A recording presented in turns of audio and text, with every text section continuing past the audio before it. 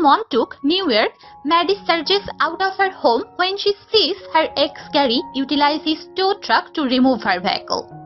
It turns out the vehicle is getting possessed in light of the fact that she owes property charges on the home she requires from her mom, and her well-spring of approaching her just bartending also overdriving. Without the vehicles, there are considerably less possibilities paying that obligation. Gary is frantic at Maddie in light of the fact that she ghosted him. Yet Maddie actually attempts to play with him and says she is been pondering him this time. At the first, Gary approaches to trust her. However, at that point, Maddie's last night visitor emerges from the house as well. Maddie attempts to imagine he is a cousin. However, the person starts getting tender, so Gary leaves with the vehicle. Presently, Maddie must choose the option to rollerblade to work. On her way there, she sees Gary's tow truck left close by while Gary is inside a store getting food. She promptly utilizes the opportunity to loosen her vehicle from the truck and attempt to drive away. Be that as it may, she disregarded the additional snare and presently she adhered there so that Gary might be able to see. At the point when he emerges, he lifts the snare and calls the police. Minutes after the fact, Maddie is rescued by a complainant and surges to work. At the bar, a person attempts to request a beverage minutes before they are appropriately opened, so Maddie winds up contending with him to the place where the chief reprimands her and sends her to accomplish something different. While collapsing napkins, Maddie blusters about her circumstance to her pregnant companion Sarah and her better half Jim.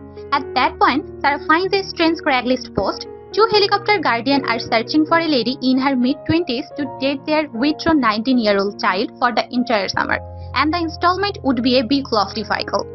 Maddie chooses to apply regardless of whether she is more seasoned.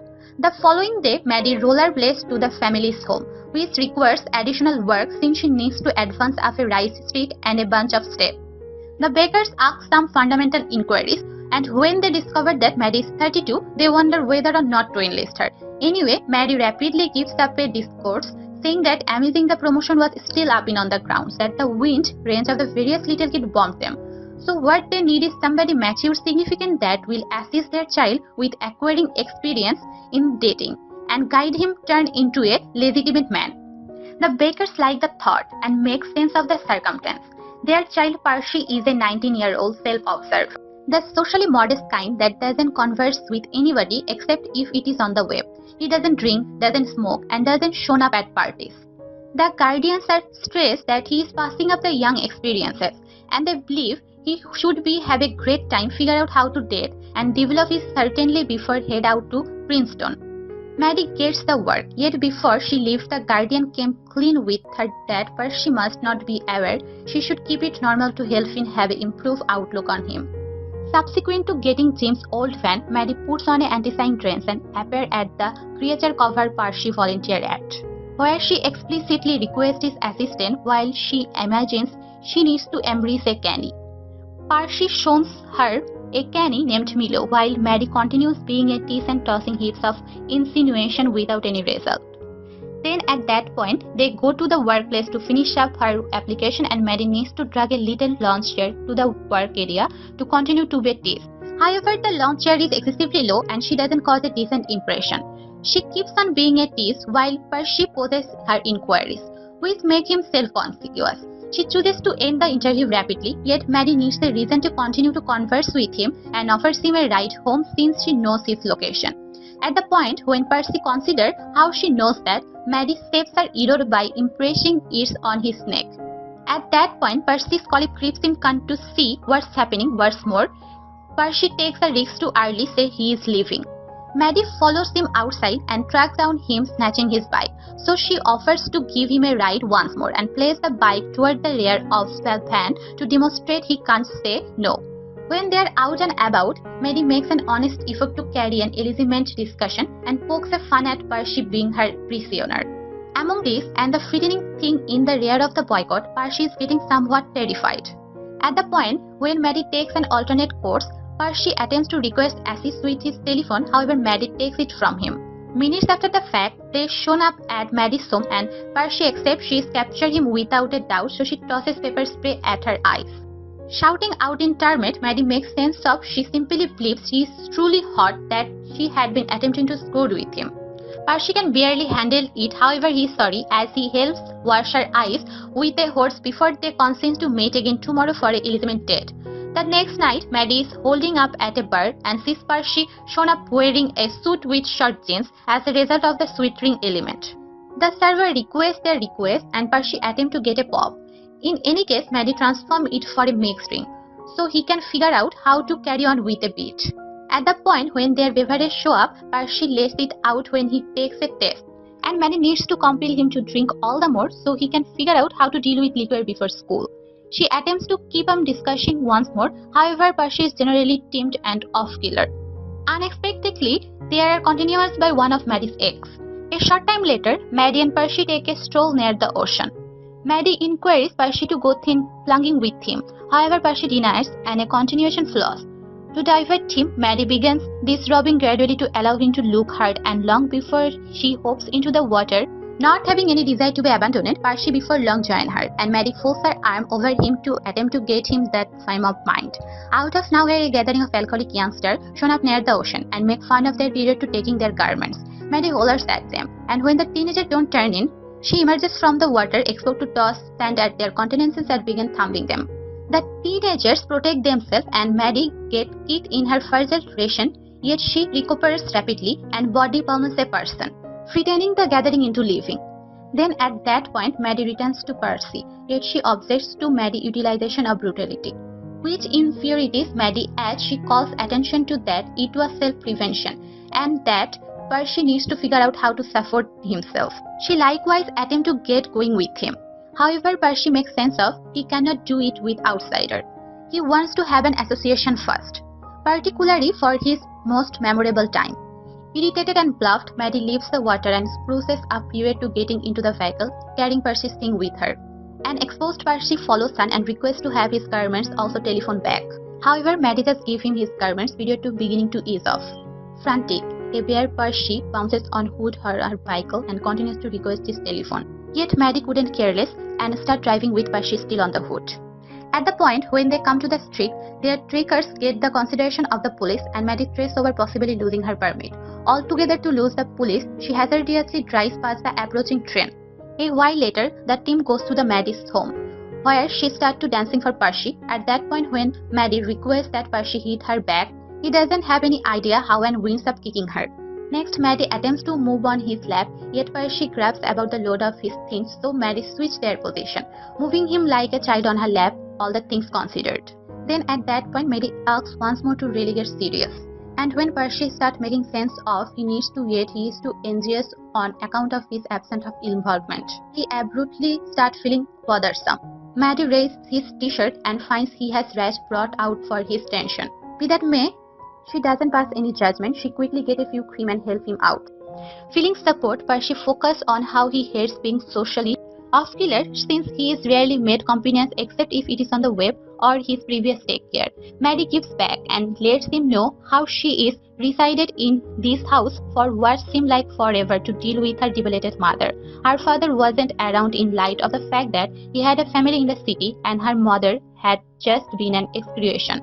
Subsequent to sharing such a sweet second, they continue to begin dating period to getting private. The following couple of days, Maddie and Percy start hanging out. They have load of fun together and Percy begins turning out to be more agreeable around Maddie. At the arcade, he spent his tickets on a brew cab for herself and furthermore gets a finger trap that he fools her into utilizing with him. Maddie goes ballistic, yet Percy is patient and shows him how to escape it. They begin visiting and they find out about one another. Similar to the reality, either of them went to the proams. Maddie likewise let him know that she once kept in touch with her father to inquire as to why he doesn't visit her. Be that as it may, the letter returned unopened. Having this sweet second permits Percy to assemble fortitude, lastly kiss Maddie. Thereafter, they take a walk and find Percy's previous take-care Jody, who ends up being a moderately aged person. When Percy is a long way for them, Jody asks what Maddie's goals are with Percy, blaming her for needing the family cash. Maddie says she just cares about to date Percy and quiets Jody down by suggesting he needs actually the same thing. At the point when Percy returns, Jody and Maddie simply profess to get along for the well-being of him. In the little while, Maddie hears somebody ring the chime at her home and finds a man she doesn't perceive. It turns out they went to the class together, and the person goes about as though they are really close. Yet Maddie scarcely recollects that him. Before long the truth emerges, the person is there for the house. However, Maddie actually will not surrender it and kick the person out, overlooking his illegitimate dangers. Soon thereafter, Percy gets Maddie in limousine so they would go to an extravagant super they have arranged as a method for having their own porn. In the vehicle, they have trade blossom. When they come to the cafe, they leave it up talking and giggling. Percy shares that he didn't believe anybody at school should see him since. In such a case that they didn't notice him, then they couldn't ridicule him. So Maddie solaces him by saying that they ought to perceive how extraordinary he truly is. Then Maddie sees a piano and persuades an extremely apprehensive Percy to play it. Individuals in the cafe love it and everyone applauds while he gets back to the table, where Maddie can't quite letting him know how capable he is. Their talk is out of nowhere interrupted by Natalia, a family colleague that will likewise go to Princeton. Natalia and Percy begin talking nonchalantly, and Maddie promptly gets desirous, frequently attempting to get Natalia to leave. It doesn't work, and Natalia welcomes Percy to a party for future Princeton understudies. Maddie attempts to say no, yet Percy tells her he will remember it. After Natalia leaves, Percy raises the subject of his school plans and how they would see each other on the ends of week. In any case, Maddie makes sense of she doesn't do significant distance. For her, this is a late spring feeling that will end when Percy leaves. Hurt, Percy storms out and Maddie promptly follow him into limestone. However, they gracelessly sit exceptionally distanced from one another, and Percy starts becoming inebriated, which is a first for him. Unexpectedly, Maddie sees they are hiding down an unusual path. Percy makes sense of their hitting up Natalia party. It was Maddie who advised him to spend time with school companion more, so to join in, she couldn't come. The lemonade stopped, and Percy rides into the party, dropping his plum in the way. Maddie follows him inside as it were to lose him in the group.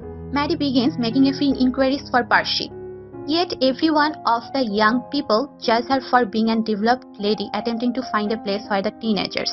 In the long run, two young ladies illuminate her that Percy went to a room with Natalia, stressed that Percy might be having his most memorable time with another woman. Maddie searches her up, starts really looking at each room, getting frustrated that the new age wasn't doing the grooming.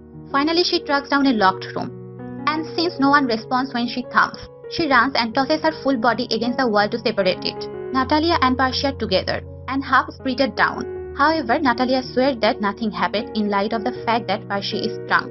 He likewise admits he took something. Maddie promptly takes Percy to the restroom and powers him to hurl everything, except it turned out he took medication for his headache.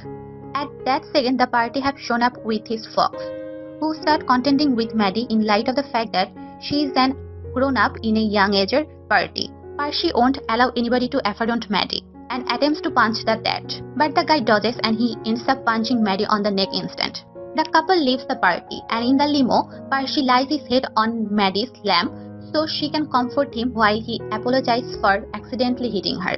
Then he admits he is ready for her and takes out some protection, but while Maddie teaches him to open it, he suddenly confesses he loves her. Maddie feels uncomfortable and points out that Percy is drunk, so they should not do anything tonight. Percy can see her point and goes back to resting his head on her lap for the rest of the ride. The next day, Percy wakes up in such a good mood that his parents can't help commenting on it. Percy says that he finally wants to get his own driving license so he can drive his girlfriend around, and his parents are incredibly happy to see him coming out of his shell. However, the happiness extremely disappears when Percy tells them he isn't going to Princeton because he wants to stay in Montauk with Maddie. The Bakers tell Percy to wait for them in the car, and once he is gone, they call Maddie, who inform that she wants to cancel the deal because Percy is getting too attached. The parents agree and tell her that she still gets the car because she does bring Percy out of his shell. But the last thing she needs to do before breaking up is to convince him to go to Princeton. While Maddie accepts, Percy is fooling around with the technology in the car and accidentally connects to the phone call, which causes him to hear the last bit of the conversation, and his heart breaks by learning Maddie had only been paid to be with him. After thinking about it, Percy invites Maddie to lunch without his parents' knowledge, and the Bakers are shocked when Maddie shows up at their door. During the meal, Percy tries to make his parents and Maddie have a conversation, pushing for questions that will reveal their secret. But Maddie and the bakers try their best to play alone. Suddenly, Percy gets a call and goes outside to meet with Cripsy, who helps him destroy the beef. It is a very steady car though, and not even hitting it with a rock's work, so Percy drives it into the forest to crush it against a tree. Then the tree falls on the top of the car, finishing the job. When he returns to the house, Percy goes straight to his room, so Maddie follows him to check on him. Percy tries to kiss her, but Maddie rejects him with the excuse his parents could hear them. So instead, he tries to get the truth out of her.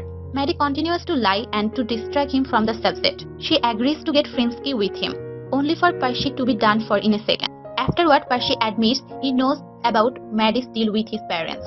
Maddie apologizes and says it was real for her. But when he ignores her pleas, Maddie gets angry. He points out he will never understand what poor people have to do to survive.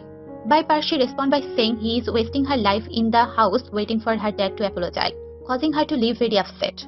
Sometime later, Percy confronts his parents and asks them to stop doing everything for him and to let him fail or succeed on his own.